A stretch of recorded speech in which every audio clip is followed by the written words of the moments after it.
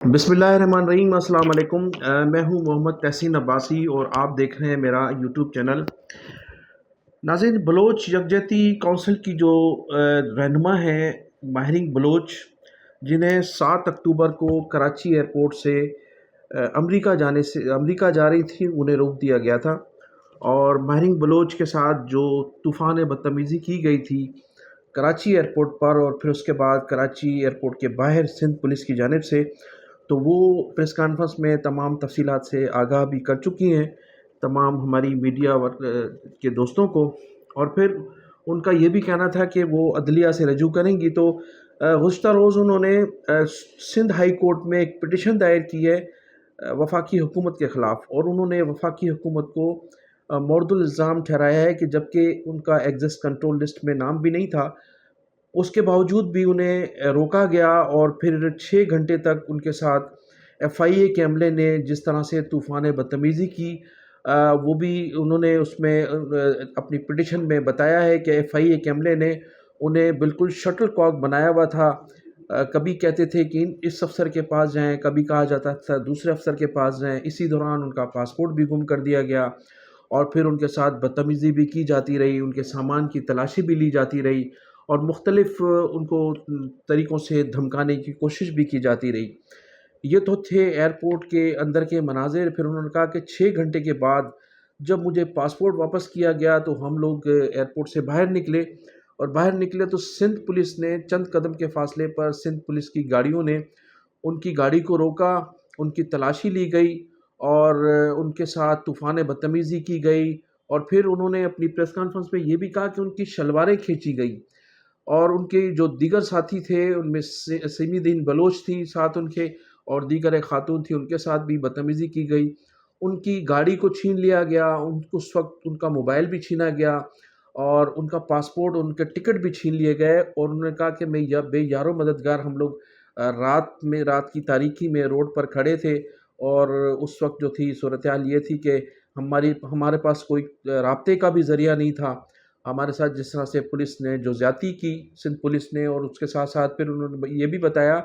کہ سندھ پولیس کے ساتھ ساتھ پھر چند گاڑیاں ایسی بھی تھیں، ڈبل کیبن گاڑیاں تھیں جس میں لوگ تھے جو ہمیں ہراساں کر رہے تھے۔ تو انہوں نے یہ پریس کانفرنس میں تمام تفصیلات سے تمام صحافیوں کو آگاہ کیا تھا۔ پھر گزشتہ روز انہوں نے ہائی کورٹ میں ایک پٹیشن دائر کی ہے وفاقی حکومت کی جانب سے، لیکن حیران کن بات یہ ہے کہ ان کے ساتھ جو تمام تر جو زیادتیاں ہوئی ہیں اس میں سب سے زیادہ جو زیادتی کی گئی وہ سندھ پولیس کی جانب سے کی گئی تھی۔ ان کے ساتھ بدتمیزی کی گئی، ان کو گالیاں دی گئیں، ان کی شلواریں کھینچی گئیں۔ اس کے باوجود بھی بتایا جاتا ہے کہ سندھ حکومت کے خلاف انہوں نے کوئی اپنی پٹیشن میں اس چیز کو ظاہر نہیں کیا، بلکہ ان کی جو پٹیشن ہے وہ ہے وفاقی حکومت کے خلاف، اور انہوں نے محض وفاقی حکومت کو ہدف بنایا ہے اس پٹیشن میں، اور ان کا کہنا تھا کہ ان کو صرف امریکہ جانے سے روکا گیا ہے، جبکہ ان کے ساتھ جو تمام بدتمیزی کی گئی، اس کی اخلاقیات کی حدیں عبور کی گئیں، وہ کی گئیں سندھ حکومت کی پولیس جو تھی اس نے کی تھی، اور انہوں نے اس وقت احتجاج بھی کیا تھا، لیکن یہ کہا جاتا ہے کہ انہوں نے سندھ پولیس کو اس میں شامل نہیں کیا اس پٹیشن میں۔ اچھا، دوسری جانب ناظرین، ماہرین بلوچ کو امریکہ جانے پر روکے جانے کے خلاف امریکہ کی محکمہ خارجہ کے لوگوں نے کے جو ترجمان ہیں ان کی جانب سے بھی ایک اسٹیٹمنٹ جاری ہوا ہے، اور امریکی محکمہ خارجہ نے اس پر بڑے افسوس کا اظہار کیا ہے، اور انہوں نے جس ٹائم میگزین کی تقریب میں شرکت کے لیے امریکہ جانا چاہ رہی تھی، امریکہ جانے کا ان کا پروگرام تھا، اس ٹائم میگزین کو بھی انہوں نے رابطہ کیا ہے امریکی محکمہ خارجہ کی جانب سے، اور ان کو کہا گیا ہے کہ وہ پوری طرح سے حکومت پاکستان سے رابطے میں ہیں۔ انہوں نے احتجاج بھی کیا ہے، اور ان کو پوری طرح سے ٹائم میگزین کی جو انتظامیہ ہے ان کو کہا گیا ہے کہ وہ پوری طرح سے پاکستان کی حکومت سے رابطے میں ہیں، اور وہ پوری طرح سے معلومات کرنا چاہ رہے ہیں کہ کیوں ماہرین بلوچ کو امریکہ آنے سے روکا گیا ہے۔ تو اس طرح سے ماہرین بلوچ جو ہے وہاں پہنچ کر اتنی خطرناک ثابت نہیں ہوئی تھی حکومت کے لیے، لیکن اس کو روکے جانے سے جو پاکستان کے لیے تھوڑی بہت مشکلات پیدا ہو سکتی ہیں، اس لیے کہ امریکہ محکمہ خارجہ نے اس میں دلچسپی لی ہے، اور دلچسپی لیتے ہوئے ان کے ترجمان نے اس پر اپنا احتجاج ریکارڈ بھی کروایا ہے، اور اس قسم کی خبریں امریکی ٹیلی ویژن پر، سوشل میڈیا پر اور پرنٹ میڈیا پر بھرپور انداز میں شائع ہوئی ہیں، اور پورے امریکہ کی میڈیا پر اس وقت ماہرین بلوچ کی قداور تصویریں لگی ہیں، اخبارات میں، ٹی وی چینلز پر اور سوشل میڈیا پر انہیں پوری طرح سے سراہا گیا ہے۔ ناظرین، آج جمعے کے دن 11 اکتوبر کو پشتون تحفظ قومی موومنٹ کی جانب سے جو 3 روزہ جرگے کا کئی دنوں سے اہتمام کیا جا رہا تھا، اس کے لیے انتظامات بھی کیے جا رہے تھے، اور اسی دوران وفاقی حکومت کی جانب سے پی ٹی ایم پر پابندی بھی عائد کر دی گئی، اور اس کے بعد ان کے جو کیمپ تھے وہ بھی اکھاڑ پھینکے تھے، اور اسی دوران تصادم میں 4 پی ٹی ایم کے کارکن بھی شہید کیے جا چکے ہیں، اور 1 درجن سے زائد ان کے کارکن زخمی بھی ہیں، اور کہا یہ جا رہا تھا کہ حکومت کی جانب سے اس کو سختی سے کچل دیا جائے گا، طاقت کے ذریعے اس جرگے کو روکا جائے گا۔ اس سلسلے میں گزشتہ 2 روز قبل امین گنڈا پور نے وفاقی وزیر داخلہ جناب محسن نقوی اور کے پی کے گورنر جناب فیصل کریم کنڈی اور دیگر سیاسی جماعتوں کے رہنماؤں کے ہمراہ ایک اجلاس بھی منعقد کیا تھا، اور پھر صحافیوں سے بھی اس اجلاس کے متعلق جو گفتگو تھی وہ شیئر کی تھی، اور پھر ایسا محسوس کیا جا رہا تھا کہ حکومت اپنی طاقت کا مظاہرہ کرے گی اور پی ٹی ایم کی جانب سے سخت مذمت کی جائے گی، تو تصادم جیسی صورتحال پیدا ہو گئی تھی کے پی کے میں،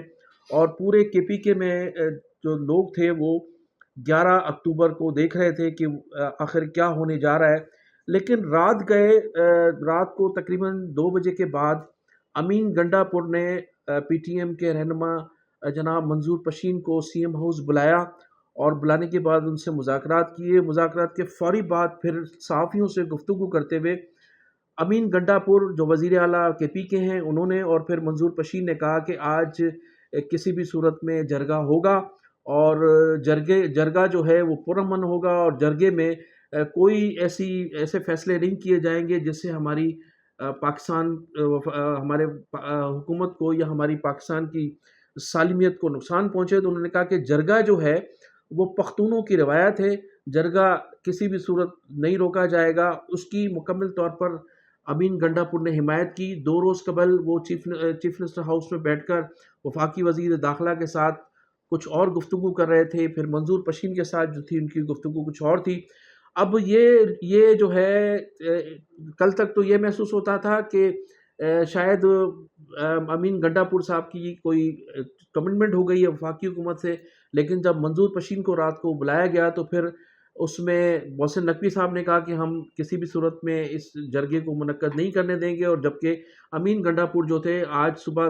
جو تھے ان کے ساتھ کھڑے ہوئے تھے۔ اب کیا ڈیل ہوئی ہے، کیا معاملات ہیں، اس کا تو ابھی تک علم نہیں ہو سکا، لیکن آج جرگہ جو ہے